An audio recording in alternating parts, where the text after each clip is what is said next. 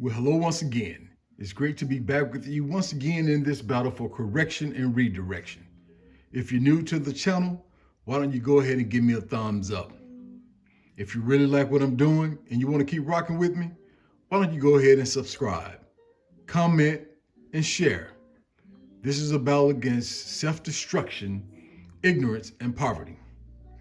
Well, before we get started with today's battle, let me go ahead and apologize up front. If you're one of those individuals who believe that your father, your mother, your brother, your sister, your uncle, or your aunt can't be wrong, then this battle is going to sting just a little. For some, it may sting a lot because you may finally realize that you're in the position you're in because you heeded the awful advice of a close family member.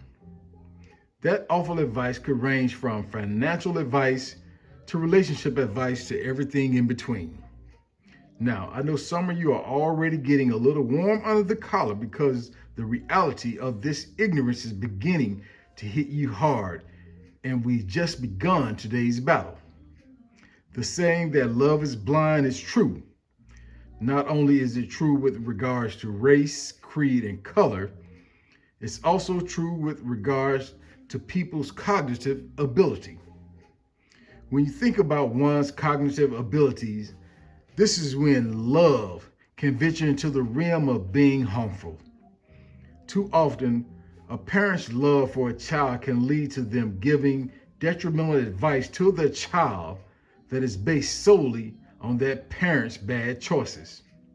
And too often, a child, and when I say child, I'm referring to a young adult or adult child.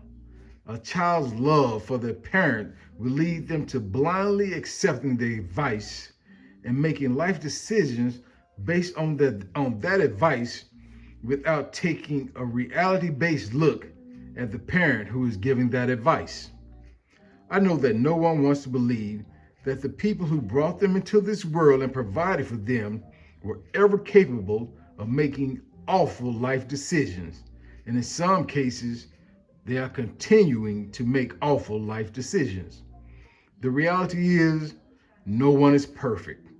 That includes your mother, your father, and all your family members. All too often, we have lonely and sometimes bitter mothers giving their daughters advice on how not to be compromising when it comes to a man, how to never trust a man, and how to never put all of your eggs in one basket when it comes to a man. The fact that they've chosen to pass down this type of thought process that has led them to being old and lonely is unbelievable.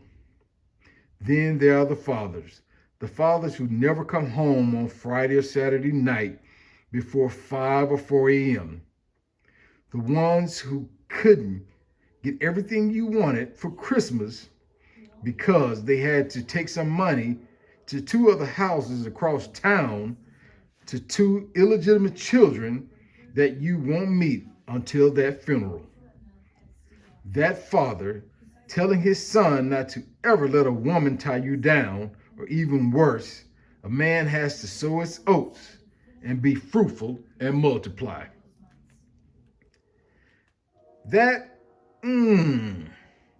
that's usually the only thing that father remembers from that time he went to church 30 years ago.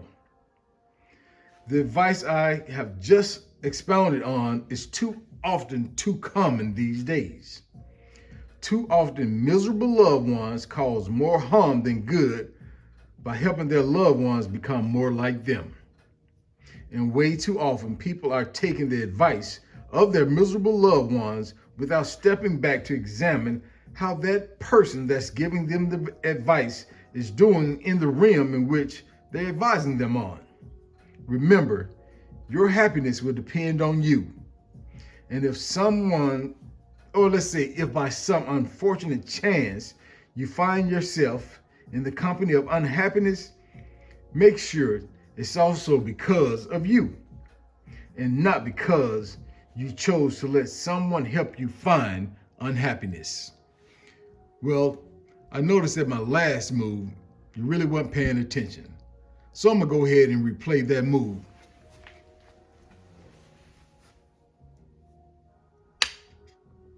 Checkmate.